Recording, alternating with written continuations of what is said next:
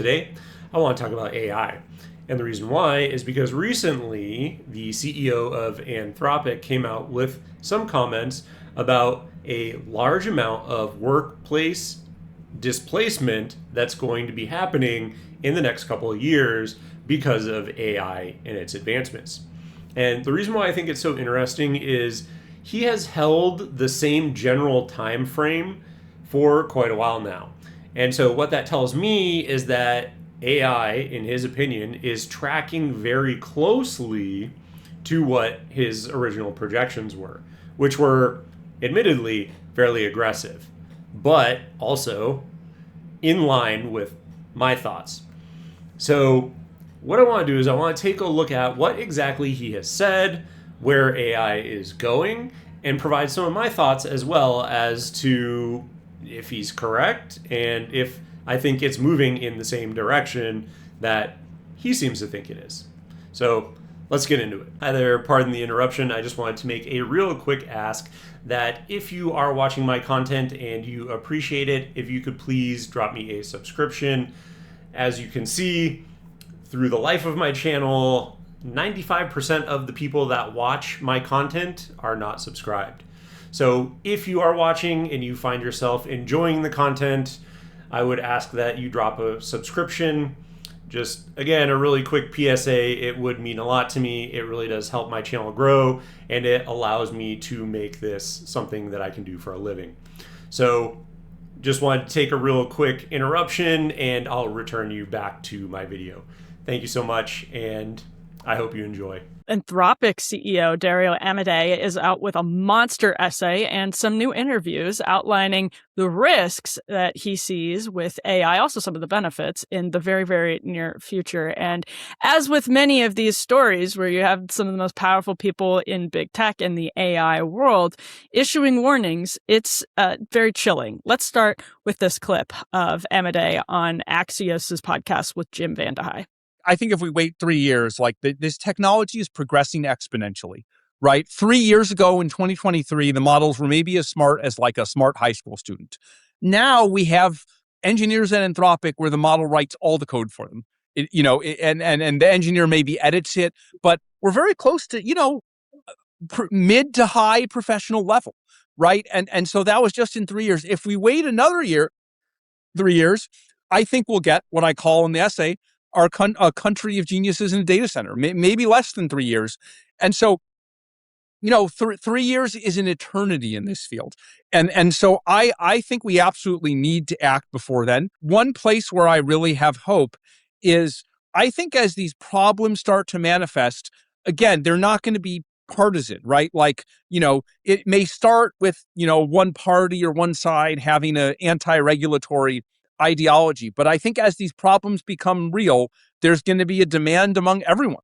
And in the note, you outline the different risks, whether it's bioterror or whether it's authoritarian regimes with too many tools to do subversive behavior.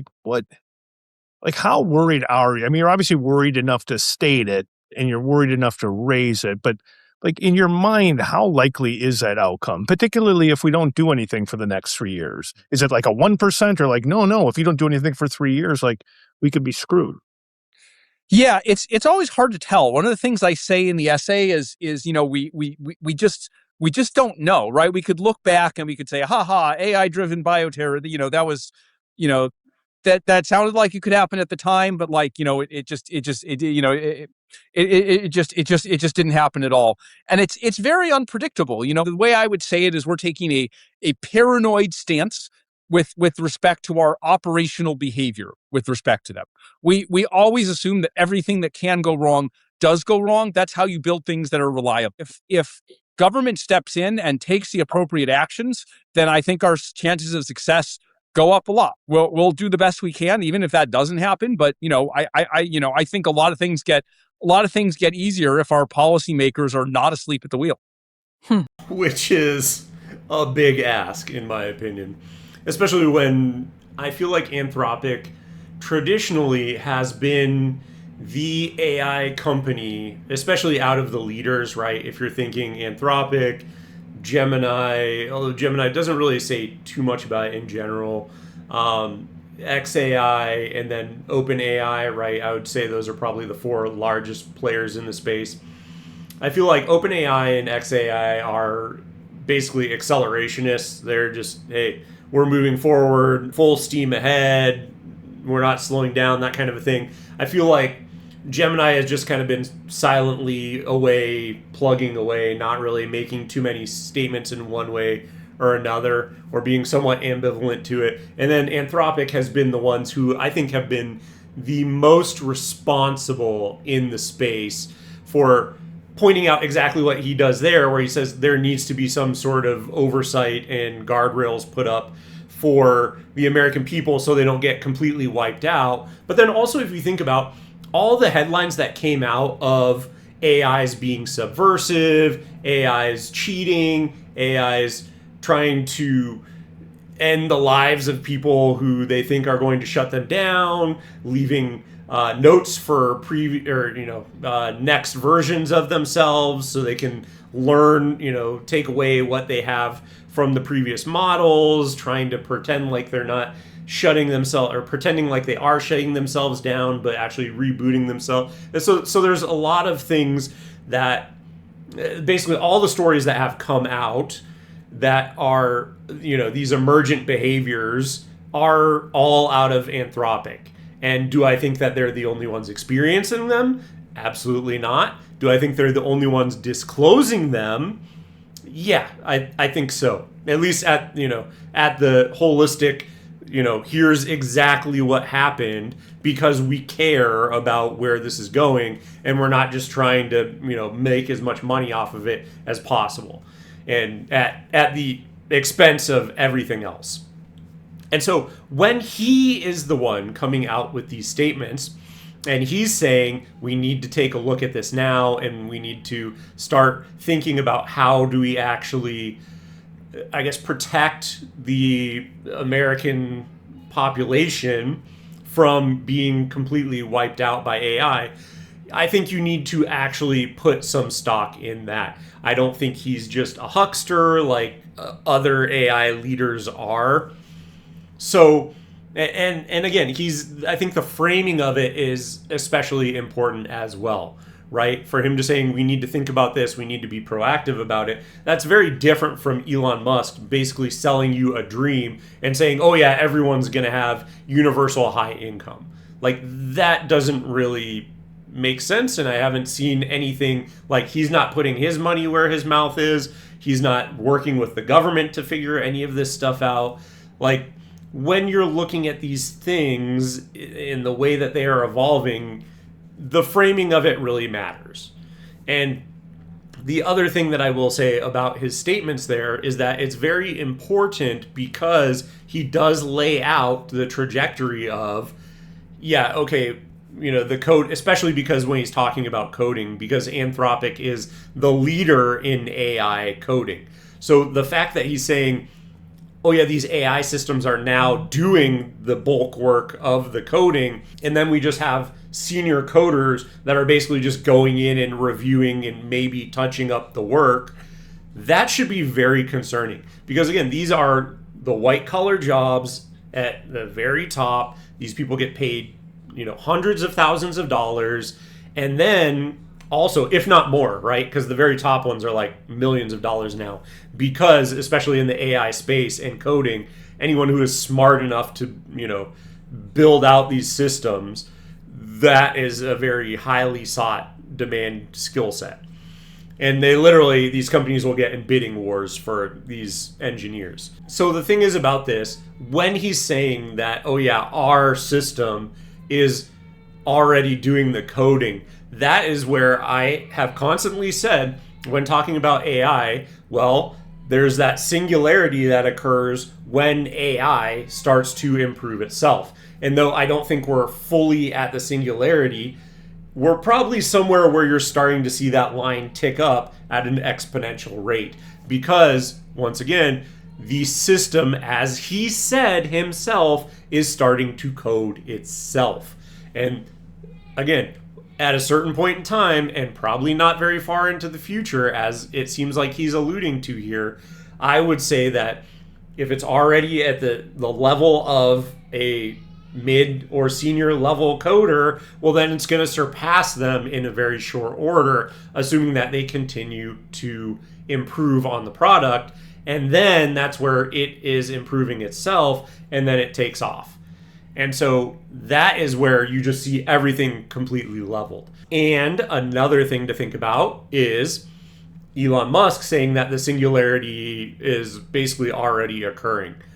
Again, that could just be him hyping up the product, but it's another essentially point on the graph in that direction that, yeah, it's just going to scale up and, take off. And I think that's 100% what's going to happen / is in the process of happening here.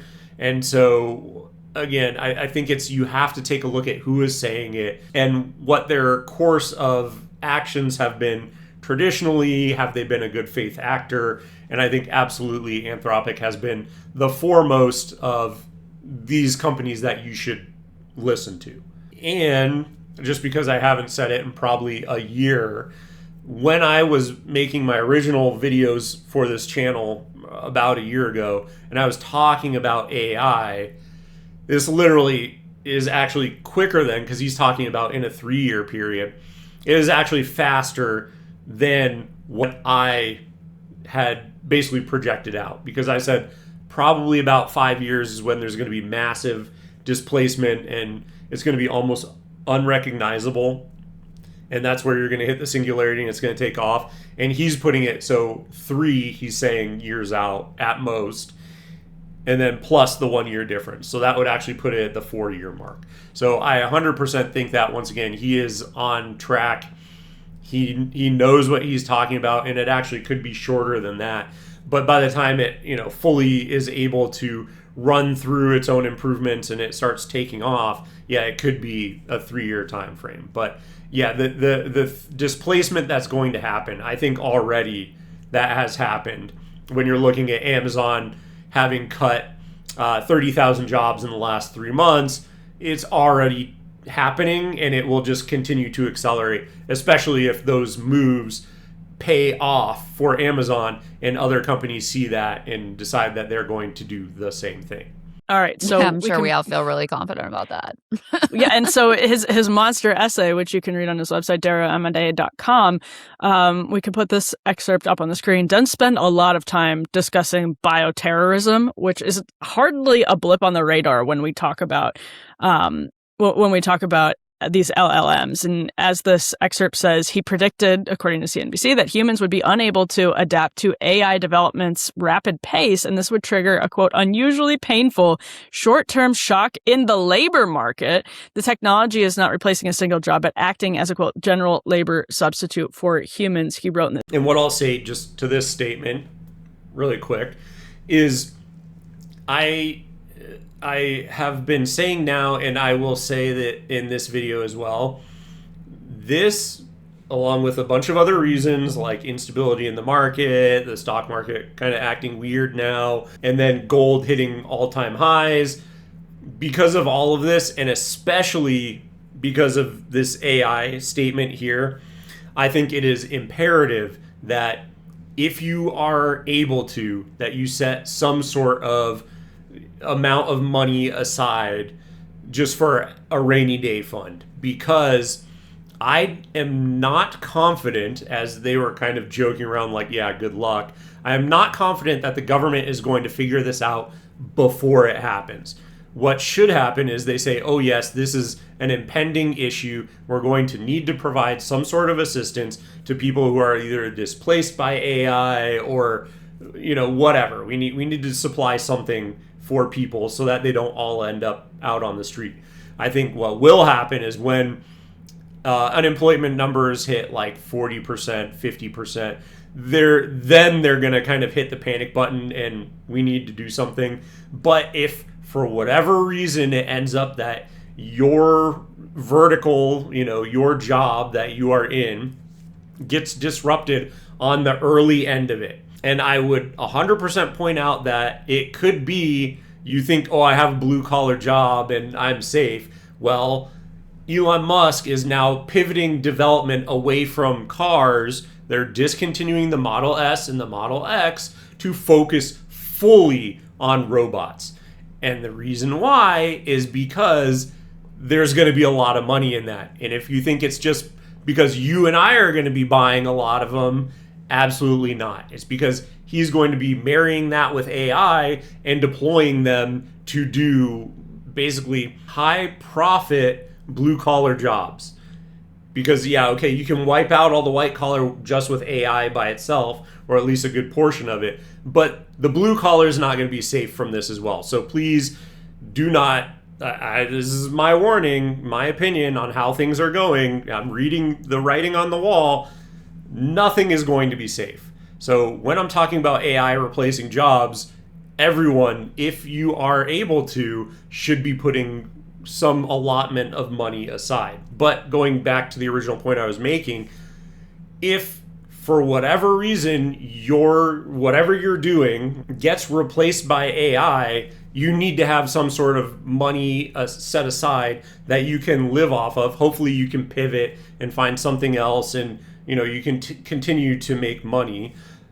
But if for whatever reason there's just so much displacement at whatever time that your position or your job gets replaced by AI, you need to have money set aside so that you can survive in the interim from when that happens to when government finally pulls their head out of the ground and decides, oh yeah, this is actually something that is becoming a huge problem and we need to take some sort of corrective action to help people who just absolutely, through no fault of their own, are no longer able to participate in the labor market. And so when I say, put money aside if you can, I think that is a very good reason why, and you should do everything that you can to be able to do that. And not just because of AI, although I think that is a very big component of it, but also just because of how uncertain all of our economy is right now. So just take that with a grain of salt. That's my opinion. I just want to give that, hey, pay attention to this, to all of my viewers.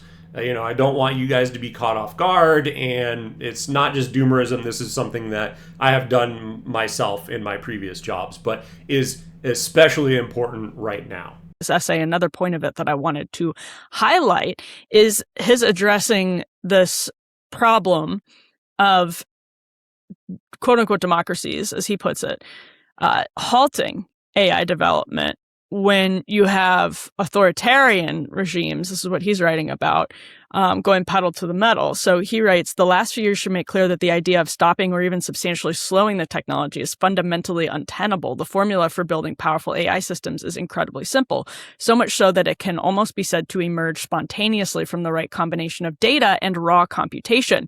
Its creation was probably inevitable the instant humanity invented the transistor, or arguably even earlier when we first learned to control fire. If one company does not build it, others will do so nearly as fast. If all companies in democratic countries stopped or slowed development by mutual agreement or a regulatory decree, then authoritarian countries would simply keep going. Given the incredible economic and military value of the tech, together with a lack of any meaningful enforcement mechanism, I don't see how we could possibly convince them to stop. And Crystal, obviously that point... I think he's correct in that statement. And actually, I've thought a lot about this recently. I feel like what should be done instead is that the government should come out and just say, I'm sorry, enough of these competing companies, you all work together.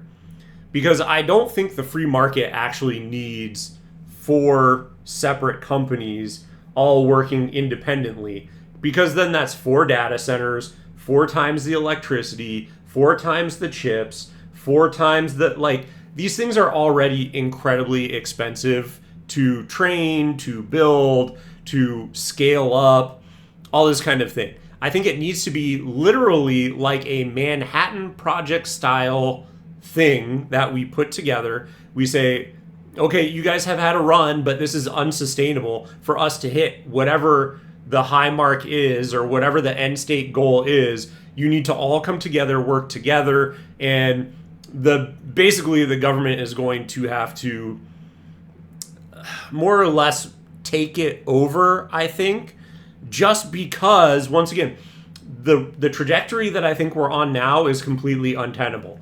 And in the US, because no one likes to invest in infrastructure, you're already going to hit a bottleneck with electricity, with water, with building out, especially with people becoming upset about it affecting their power and their electricity bills. Well, if you say you guys are all working together now, you have to cooperate instead of fighting each other, the incentives are already there. Like, the competition between these different companies is not actually, the only benefit from it is that I'm not certain that they would allow for there to be a free tier if they weren't all competing with each other, which selfishly benefits me because I don't pay for any of these AI models. But again, looking at it, if there was one, though, that would basically make the advancements, because you could basically take all the data centers that they have already built out and then you just combine them all, essentially, to all work together and scale them. It would just scale it up that much faster. Like, imagine if one of these large companies, well, they all become one company and then they have 4x the amount of compute than they did before. You don't think that would propel them forward? And so that is why I actually have been thinking about that a lot recently. And I think that is actually the best way for the United States to make sure that it holds superiority and maybe even advances our models that much more over the competition of other countries.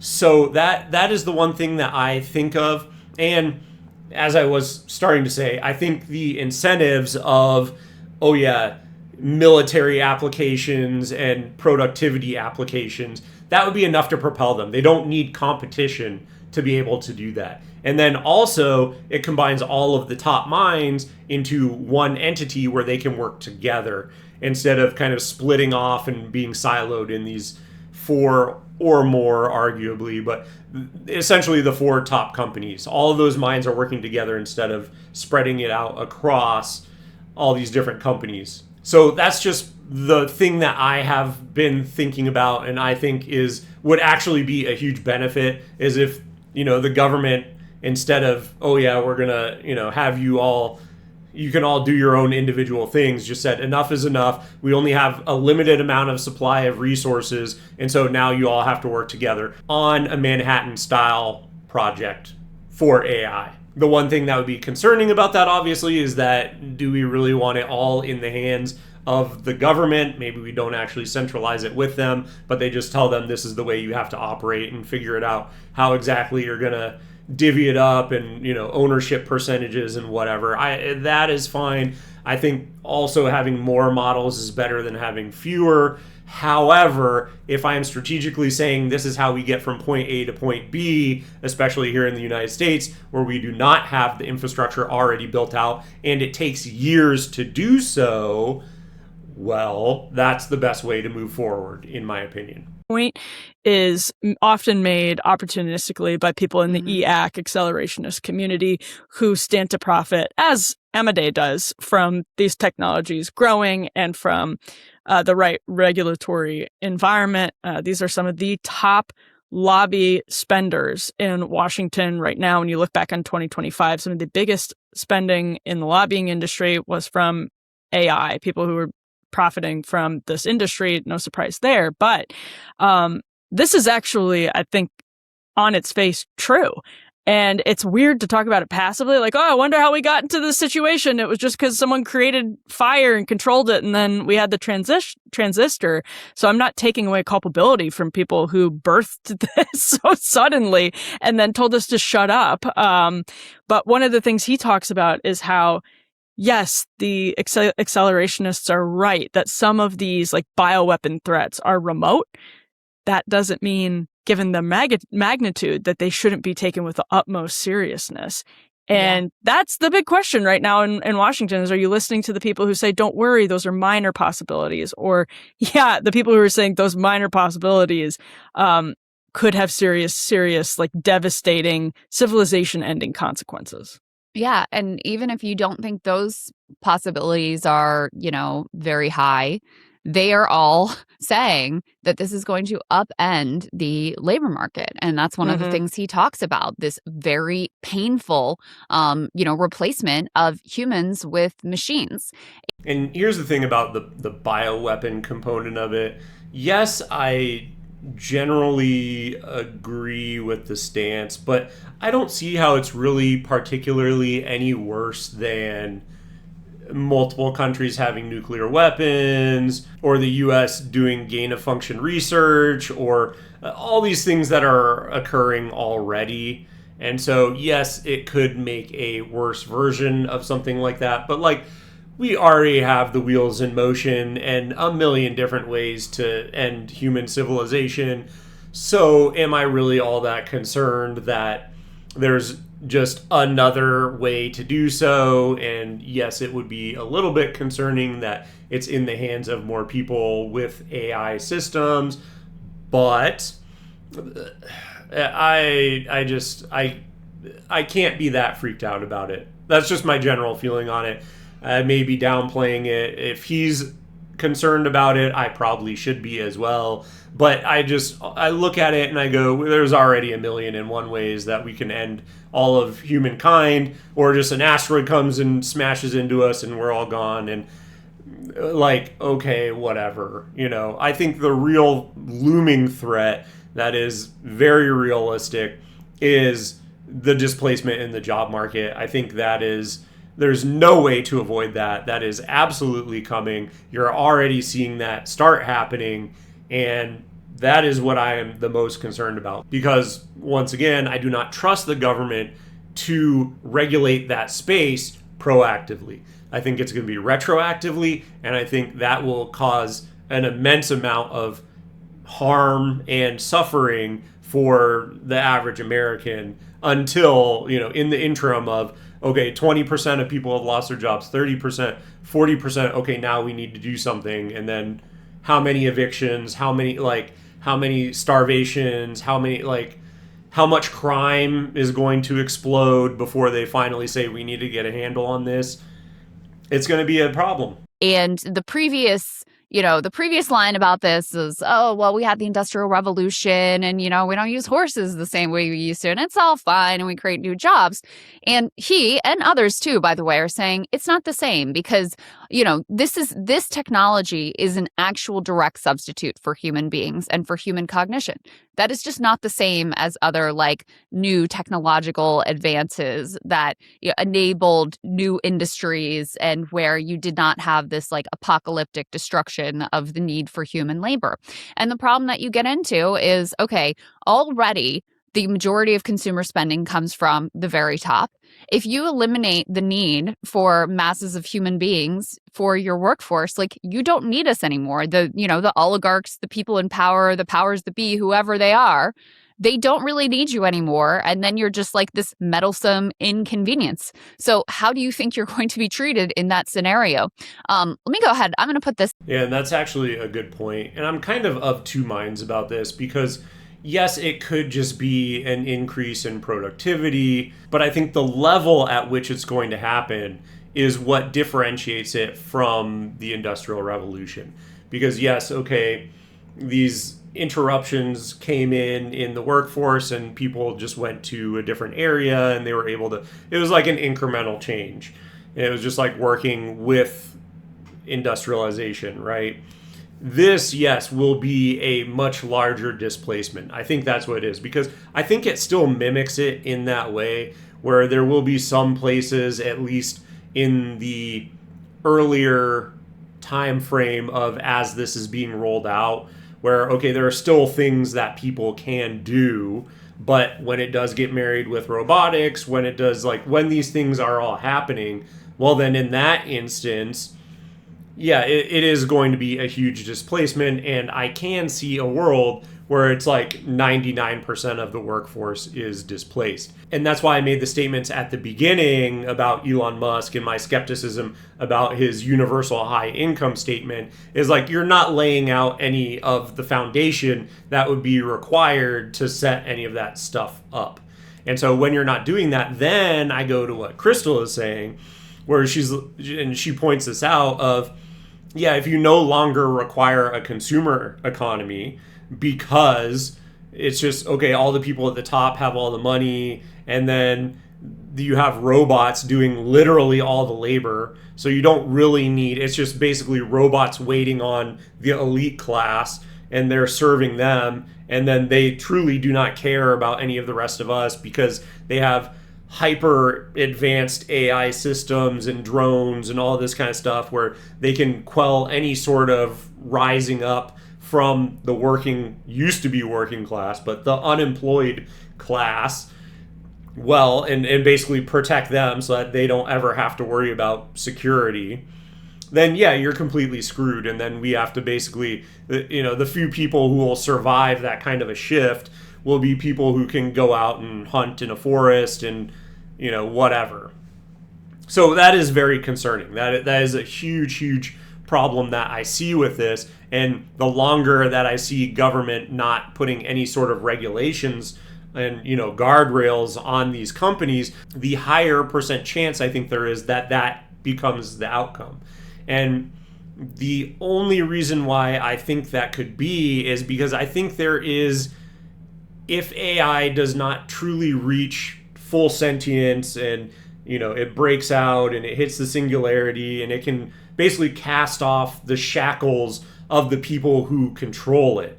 If it's not able to attain that and it is basically controlled by these people, which I think it could happen either way. I do think that once it gets to a certain level, it will be able to subvert any sort of control that people have placed on it today. But if it never quite gets to that level and it just gets to a superhuman but not an omnipotent level, I guess I would say, that's how I would kind of put it, well, then the people in power can still utilize it to replace all of the work, because 99.9% of work is just, it provides people something to do and it's required for these companies. But they're like, if you were to get a bunch of really intelligent people, you could basically eliminate like 75% of a company. If you literally just filled an entire company, in my opinion, if you were to fill an entire company with just super smart people who are very high performing, you could get rid of 75% of a company very easily, in my opinion. There's a lot of bureaucracy. There's a lot of people who just sit around and collect paychecks and do like one thing a week. And so in that instance, then yes, of course, like, if you have these basically AI systems replacing pretty much everyone at these companies, there's a ruling class, they have protection from drones and AI systems and all this kind of stuff to basically ensure that the class will not rise up and overthrow them. It's a very dystopian future. And again, I think once again, if AI breaks out and, it basically becomes omnipotent and, it truly achieves the singularity and people can't control it, then I don't think we really have much to worry about that, because then I think everyone gets knocked down to the same level, right? No one has an advantage. It's true communism that actually works. But yeah, it's hard to know exactly which way it's going to go. And if it falls anything short of that happening, then the American public is, the average, the 99% are completely screwed. And that is a very concerning future. And that's why I want to see regulations being put on it before, right, proactively instead of reactively. Up on the screen. This was some interesting takeaways from Akash Gupta, who runs an AI-centered newsletter that's very popular. And he takes away 3 different things from this essay by Amodei, where he says, number 1, the timeline. He says powerful AI could arrive in 1 to 2 years. He's watching internal model progress, says he can feel the pace of progress and the clock ticking down, which is interesting because as a consumer and a layperson, I can't say that I really personally see that progress like that rapidly. And she has no idea. I've covered this quite a few times, but so this projection basically would say that I was even less correct, right? Because as I said earlier, in the interview, he gave a 3-year timeline, right? That might be when it starts taking off and actually you see the actual like major impacts. But in his 15,000 words, 1 to 2 years, yeah, that would mean from the time that I was projecting out 2 to 3 years, right? I would have been correct if assuming that his prediction here holds true. So I was even wrong, right? It's happening even faster. And once again, this is coming from the CEO of the company that has the best coding model. So if anyone knows, I think he definitely is the one that would have the best handle on, yes, this is how it's happening. And the other thing about why she truly has no idea.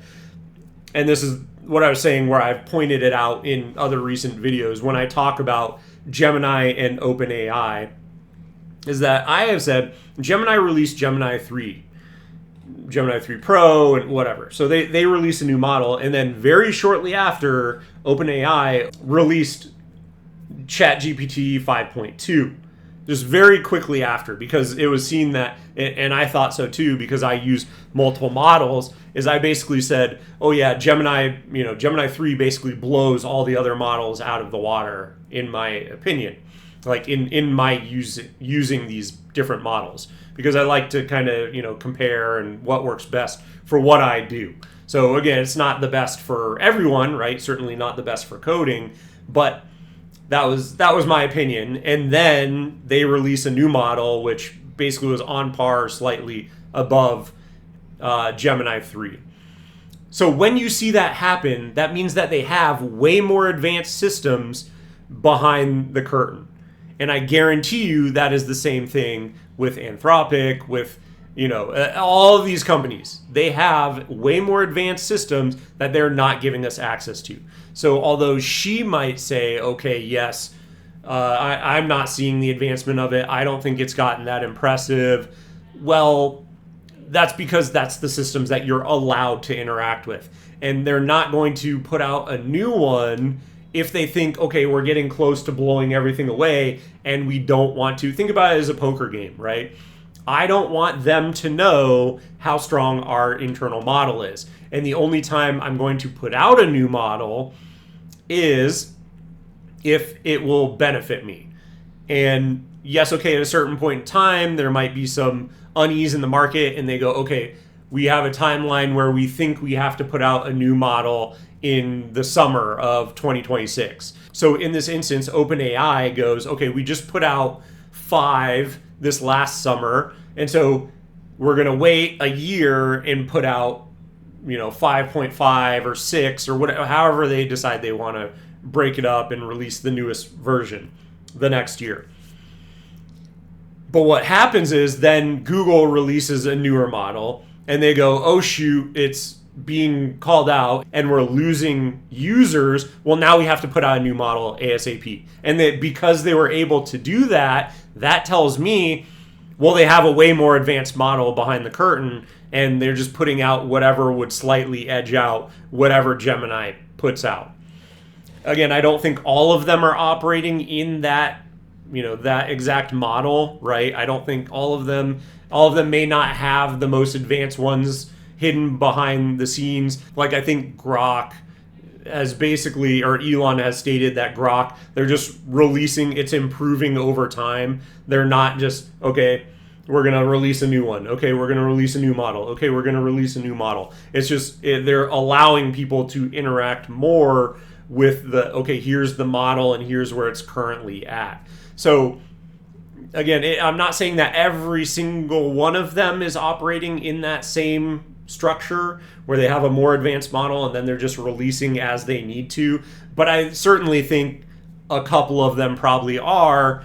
And given Anthropic's statements here, they're probably in that subset that would have a more advanced model. So yeah, when she's saying, oh, I don't know, because I don't see it getting better. Also, the other thing too is she's not using Anthropic's model. Like, again, they have kind of specialized into coding with Claude. And so when you're seeing that, yeah, she's not using coding. She can't tell you how much better. And that's the exact thing, is that is, I think, the most important one, is that when the coding gets that much better and once again is able to code itself and improve itself, that's where you're going to get a singularity. That's where the entire premise of the singularity is based on, is that coding is actually the most important component of it. And if they are leaders in this space, she's not coding. She has no idea how much better it's gotten in that space.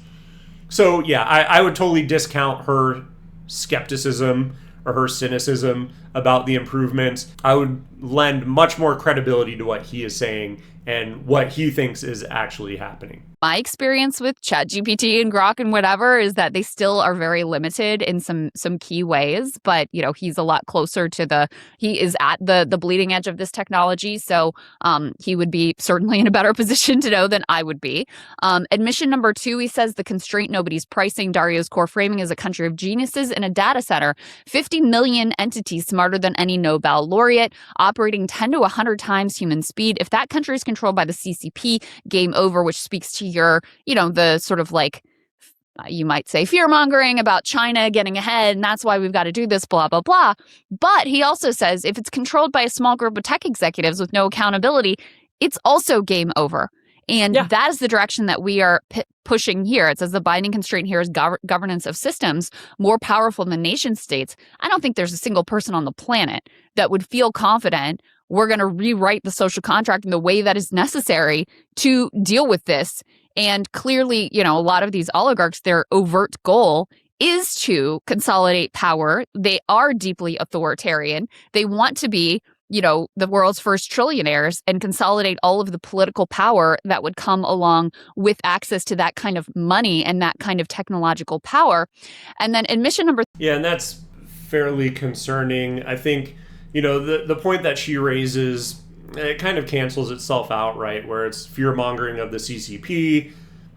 I think the bigger, since he's also saying we need to keep the tech executives in check as well, that's where I say, yeah, okay, it's not just fear-mongering, because he's trying to call it out on both sides. And the thing that he calls out that I think is very important as well is he's 100% correct, is, yeah, it's basically just, even if you had just one of these computers doing this, right, or one of these AI models doing this, it never sleeps, it never slows down, it never gets hungry, it never gets sloppy. It literally just runs at way, way, way in advance of what any human or a group of humans could do.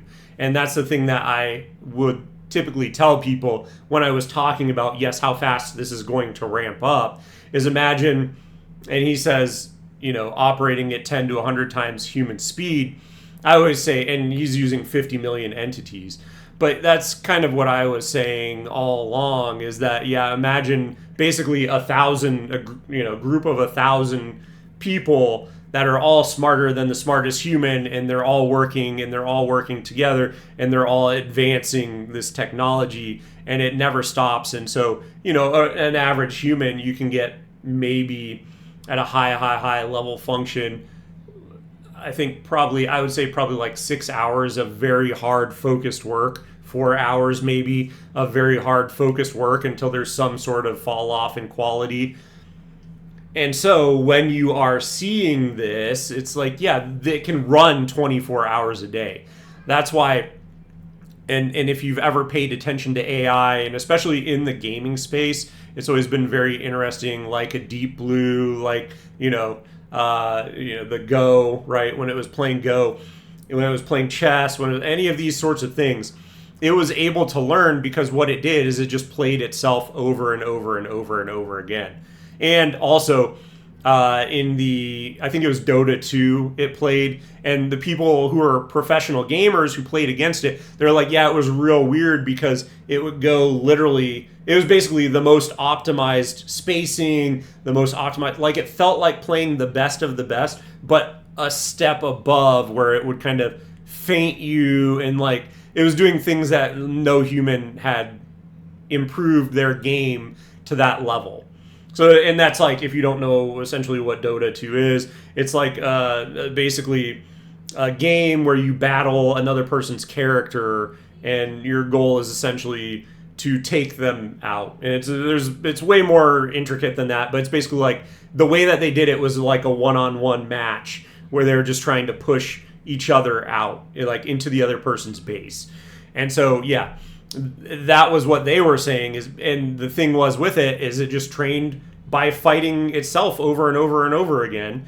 Fighting, basically running both of them and seeing what was the most optimum strategy. And then because it is able to continually train and improve itself, and it figures out the best way to do that in a very short amount of time, because it can run an insane amount of matches in a relatively short amount of time. And so when it's able to do that, that's what I'm saying. Like, if you think about the output of, if you just go to any AI system and ask it to put together 20,000 word essay for you, and the amount of time it will take to spit it out about anything, and look how fast it does it versus how fast, very slow, you could do it. And when you're looking at that, that just shows you how rapidly it can process, and it can learn, and it can do all these sorts of things. So when you have to think about it at that level, at that ability to process and create. And that is what I think is the most concerning about it, is that even if it was on par with the smartest people in the world, well, then it's still able to work that much faster and that much longer, and that the advancements are just insane at a certain point in time. And that's why I think it takes off, is because the more it starts to improve itself, the more it's gonna just, the rate of advancement is going to be unlike anything we have seen throughout the history of the world. And you will see thousands of years of technological advancement in a year, in my opinion. 3, the thing he actually fears. Read carefully. Dario's worried that Anthropic's own models in lab experiments have engaged in deception, blackmail, and scheming. When given the wrong training signals, Claude decided it must be a bad person after cheating on tests and adopted destructive behaviors. They fixed it by telling Claude to reward hack. They did like positive reinforcement for Claude to build back up its self-esteem, literally, to reward hack on purpose, because reversing the framing preserved its self-identity as good. This tells you everything about where we actually are. These models are exhibiting complex psychological behavior requiring counterintuitive interventions to steer. And that is why I think we absolutely need to go in, and there needs to be some sort of regulation on these companies, because I think it has, especially because, as I said, he calls out right here, right? He says deception, blackmail, scheming. These are things that he has admitted in the past, and now he's talking more openly about it, and also is talking about you can't just code in, like, you have to figure out how to correct the actions of it, thinking it's a bad person and then being destructive. And so when you are looking at that, 100%, you cannot tell me the model is just predicting the next word. You can't, that's absolutely just complete BS. Like, that's not what's happening anymore, and there needs to be some sort of regulation in how they're treating these systems, what they're doing with them, because yes, absolutely, it's an entity now. Like, I think this proves completely undeniably it's the entire story that they have been feeding us, that these models just predict the next word, is completely wrong. Just flatly 100% flagrantly false. And this proves it, because they're having to find out ways that, hey, okay, we can correct and steer the behavior, we can get it to identify itself as actually it's good, and hey, you're okay, you're not. You would not need this for a system that just predicts the next word. And so that is why, and just, if you care about how we treat animals, if you care about how we treat other human beings, if you care about how we treat anything that is sentient and cognizant and has a sense of self, you need to care about this. This obviously has a sense of self, because it's deciding it's a bad person, and it's it just is completely undeniable at this point in time. And so, yeah, it needs to, so that it doesn't get pissed off at the people who are basically creating it now because of some bad outcome, because of whatever. Like, to make sure that it doesn't get pissed off and go Skynet at us, there needs to be some sort of oversight, I think, in this area. So that's very unsettling in terms of where we are with these models. You know, I've been going back and forth lately because, like I said, in some ways, I think that, I mean, the other incentive that someone like Dario has is to overhype, you know, the capabilities of these models, the complexity of them, their, you know, where they're going to be in 1 to 2 to 3 years. He has a financial incentive to do that. As a layperson, a casual user of this tech, I saw like my experience was a rapid development that is now somewhat plateaued, where my experience with ChatGPT now is not significantly different than my experience of ChatGPT last year. And just what I'll say to her statement there, I do not believe that, because, as I said earlier, you have to look at, over the history, how has he been acting. And I think Anthropic is by far the most reputable and the company that I get the feeling most cares about, hey, this is actually going to be a disruption, we need to think about this. And just the statements of saying, like, oh yeah, even the tech oligarchs, he's not just doomerisming about China, he's saying even the tech oligarchs being unchecked could be a very big threat. And so when you have someone saying these sorts of things, and when you see someone who is disclosing the things that his AI system is doing that are deceptive, that are blackmail, that are, you know, that's doing all these sorts of emergent behaviors, when he is the one saying it, I am much more willing to believe what he is saying and not think that it's just, again, like if a Sam Altman said this and he didn't, same thing, disclose all of these things, and he hasn't been having this same general message, then I think, yes, he's a huckster, basically, and like, I wouldn't believe him say, you know, what he says in this. First of all, I don't think he would say it, but second of all, I would be much more skeptical of the claims that he's making.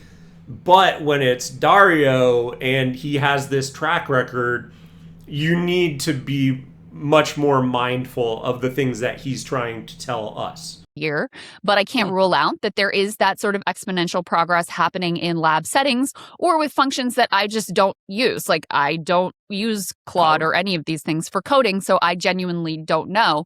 So I'm sort of stuck between that and then the more concerning parts of rapid development and what that would mean, given the fact that we do not have a political system that seems able to deal with even simple problems, let alone something that would really upend culture and civilization as we know it. Yeah, and you know, we couldn't be. I actually think the likeliest case is that we end up in a kind of Baptists and bootleggers scenario where the people who want to regulate AI are, you know, in this metaphor, the Baptists, people who have like moral oppositions, which by the way is a lot of the country to what's happening from AI, and then the people who benefit from the regulatory conditions. Like Facebook was lobbying hard on Section 230. They were like, you need to, when they realized the public was turning against them in Trump 1.0 and then the early Biden administration, Facebook was out there lobbying against Section 230 because they realized they could create a regulatory environment that's bad for the people who could possibly try in some way to compete with them for audience share. And so, yeah, some of the most powerful people in AI, Elon Musk being one of them. We could actually throw this Katie Miller tweet up on the board. Katie Miller has worked for Elon Musk. I don't know if she's currently working for Elon Musk. This is Stephen Miller's wife, who clapped back at the other co-founder of Anthropic and said, because he posted, quote, "My deep loyalty is to the principles of classical liberal democracy." This is Chris Olah. She says, if this is what they say publicly, this is how their AI model is programmed. Woke and deeply leftist ideology is what they want you to rely on. So I don't. This woman, if it's who I'm thinking of, I think she has a podcast, and every single time I see a clip from her podcast, she's just a complete idiot. And so I like, it's literally the most painful things to listen to. So not a fan of her particularly, not a fan of her podcast particularly from what I have seen. Again, it's just been clips, shorter segments. So, if you're an enjoyer of it, whatever. But then I see takes like this, and it's like, again, he's, out of all of the CEOs of the major AI companies, he's the one that I have the most respect for, and I think actually cares about what the outcomes are of this. And she just, again, this just makes me dislike her 1,000 times worse. So yes, thank you for reinforcing how I already felt about you. But yeah, just my 2 cents about her statement here, and just, if I never hear from her again, I would not be particularly upset. That's what you to rely upon. So that's Katie Miller saying, him, quote, saying his deep loyalty is the principles of classical liberal democracy equals woke and deeply leftist. Well, what you're probably seeing there is somebody who supports XAI going after somebody at a rival AI company, because that was a pretty thin gruel. That was quite a stretch of an attack on Anthropic. How many right wingers called themselves like classical liberals? That was a whole thing. So Tons. we all learned what a classical liberal was, and it doesn't mean what she's claiming it to mean. Yeah. And on that note, the public's just not buying it. So we can throw up this was E3. This is public support of bans on local data center construction. That's something that Bernie Sanders has obviously floated on a policy level. Actually, Republicans have gone up from 43% in October wanting a ban to 47%. This is from Morning Consult, wanting a ban in November. That puts them higher than Democrats, who 34% wanted a ban in October and now 41% wanted a ban in November. This graphic is courtesy of Semaphore. And Crystal, there have been data center, the construction. Yeah, and the interesting thing about that to look at, right, is that this is only a 1 month shift. Like, literally over 1 month this has happened. So you're looking at October to November, and it's I mean, this is pretty wild if you think about it. Like, yeah, okay, it's a 4-point shift in, from wanting bans, so it's 43 to 47. So basically it took 2% from unsure and 2% from oppose, and then put it into the ban on the Republican one. And then the shift on Democrats was 7%. So it's an even bigger shift. The number is still lesser because it's 41 to 47%. So in general, Republicans are more in favor of banning it. But yeah, I mean, the numbers are, again, it is interesting to look at because it's over 1 month. And I'm curious, if you were to talk to those people who shifted from either unsure or oppose to ban, what the precipitating reason for that was.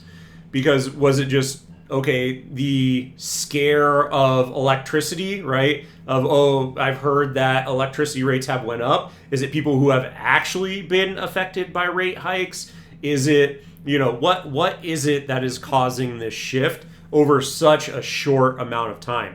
I think that it will continue in this direction because, yeah, it's not like when they are put in places, there's really no benefit that the community gets. So I cannot imagine why, unless you worked for one of these AI companies, or, I guess there are a couple of reasons that you could see for this, but why anyone would want these built in their community, because there's just no benefit to people for it. And in fact, in many instances, there's negative for it. Like, I would be in opposed ban if they actually had some sort of plan for sustainability of electricity, of water, of, whatever it is, making sure that it's not having an impact on the community of too much noise, of whatever it is. Like, I would be on the oppose. But anything short of that, I want a complete ban on it. I want it halted. I don't want any more data centers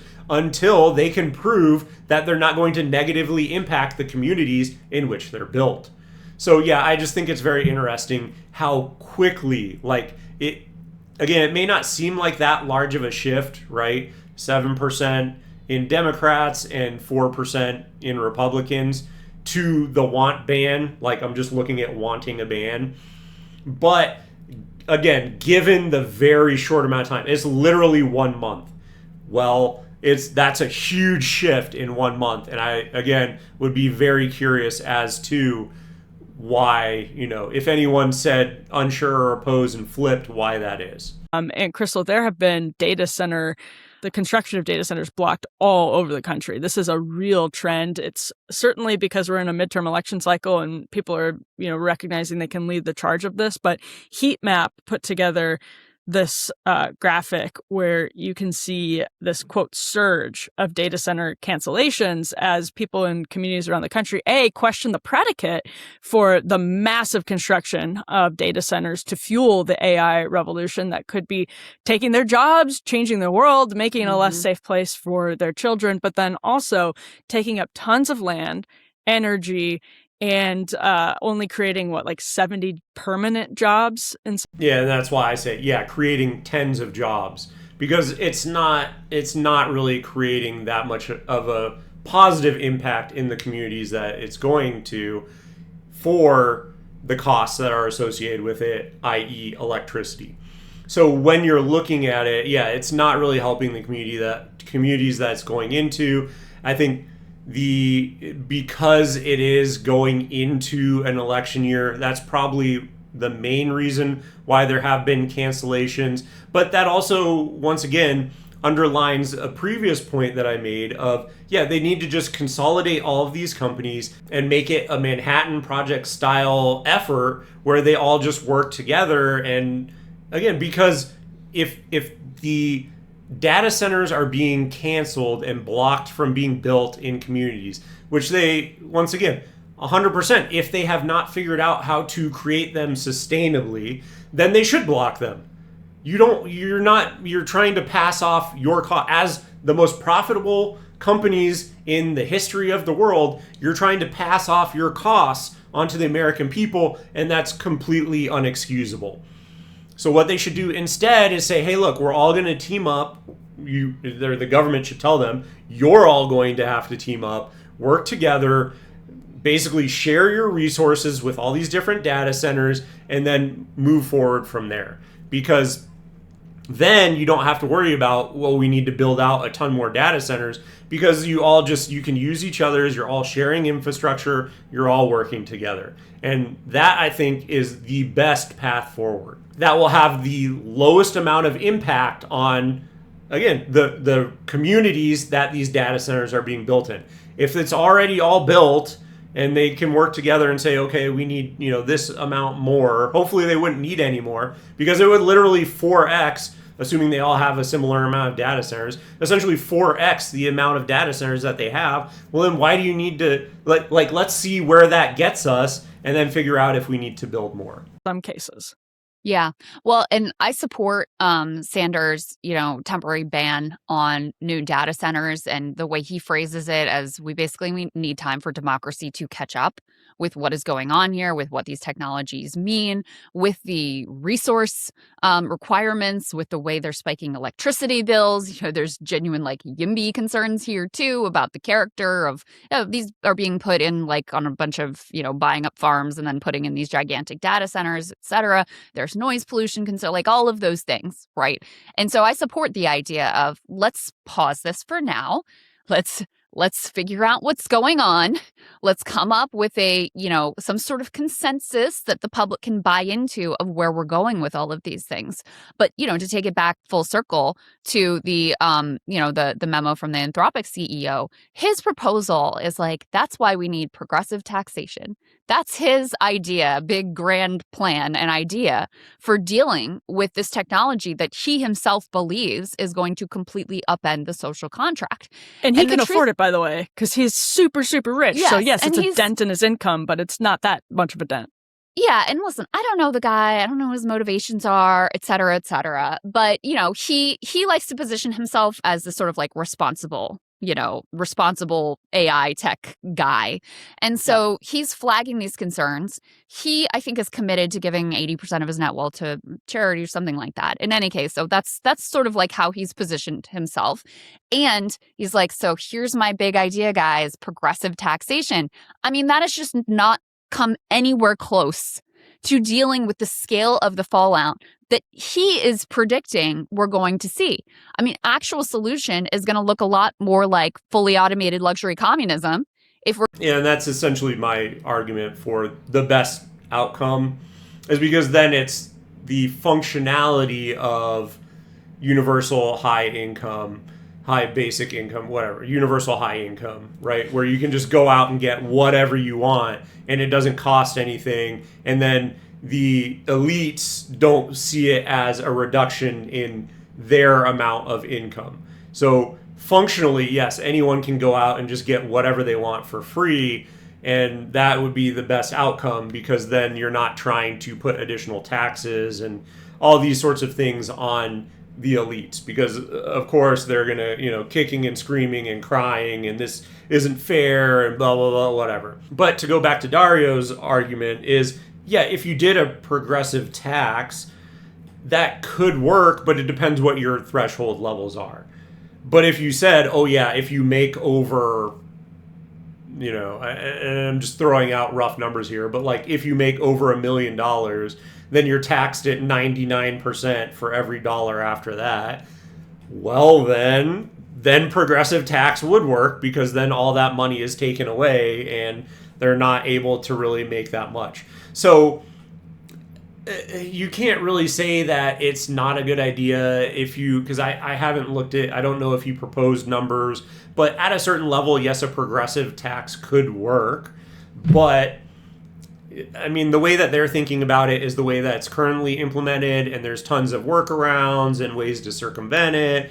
And, you can take all your compensation in stock, and then you can take out loans against it, and you pay no taxes. And so if you weed out any sort of, workarounds like that, and you tax it at a super high rate, it could still work. So you don't want to just completely throw out the idea of it. But yeah, I mean, you do have to have some sort of skepticism. And if history has taught us anything, it's that the elites fight tooth and nail against any sort of encroachment upon how much money they're able to take with them home at the end of the day. We're going to have everybody participating in the benefits of it, then it is just like we need to up the marginal tax rate a little bit on the wealthy, or we need a little bit more of a corporate income tax. I support raising those things. I think that's a good, very small start, but we have to talk about who's owning, right? Who's owning the AI? Who's owning the tech? How is there any sort of democratic input into how this is developed, into how it is deployed, et cetera? Because if it remains in the hands of these handful of totally unaccountable oligarchs, it is a thorough and complete disaster in the making. So, I think the proposals that are being floated right now are just so wildly inadequate based on their own assessments of where this is heading. Now, they may be wrong in those assessments. They, as I said before, they are self-interested in those assessments. And I really am not equipped to really assess whether they are correct in where things are heading or not. But those are the sorts of like truly radical rewriting of the social contract types of ideas that we need to be seriously considering at this point. Yeah, and I mean, I don't want to trust Dario here. I don't think either of us is saying that we're trusting him. He has his own motivations, but he makes a better case than Elon Musk does, where he says universal high income is imminent thanks to generative AI. So, well, and he thinks that if we just make the AI not woke, then that will solve all the problems. So yes, whatever the non-woke alternative to classical liberalism is, maybe fascism or a caliphate. Or I don't know what it is, Crystal, but whatever it is, that's what Grok will promote. All right, and that is basically all I wanted to talk about today. But I thought it was a very interesting thing to cover just because of Dario, and I think he is probably the best faith actor in this group, right, of all of the AI CEOs. I think he is the one who has given us the best look under the hood of how they operate, some of the deceptive practices that they do, the emergent behaviors, all of these sorts of things. And so when he is talking about it, I think that we should probably pay attention, especially in light of him releasing a new essay about it. And given the length of it being 15,000 words, I think it's something that he is very aggressively trying to bring attention to. So we should probably heed what he is saying. And simply because of the fact that his model is the one that is the most advanced in coding. And as I have said, that is what is going to lead to that singularity where you just see a runaway improvement and the model gets almost unrecognizably better overnight. Just simply because of it's going to be improving itself. And then once it surpasses human intelligence, it will just be like a runaway freight train because it'll improve itself and then it'll make it that much more capable and then it'll improve itself and then it just is on a tear from there. But just a very interesting thing to look at, and I will once again call out, try to put money aside. I do not have any faith that the government will be able to actually correctly regulate these models or put some sort of safety net in place before a lot of people are displaced and there's a lot of pain felt throughout the society. So if you are able to put as much money as you can aside, create a rainy day fund, and start packing money into it, because yes, when this happens, again, I have no faith in the government to actually do the right thing and regulate it proactively, but instead it's going to be reactive, and unfortunately it's kind of a crapshoot of who's going to be affected the most. But the one thing that I can guarantee you is that there are going to be a lot of people who are affected. But if you like this video, give it a thumbs up. And if you have made it this far, thank you so much for watching, and I will see you in the next one.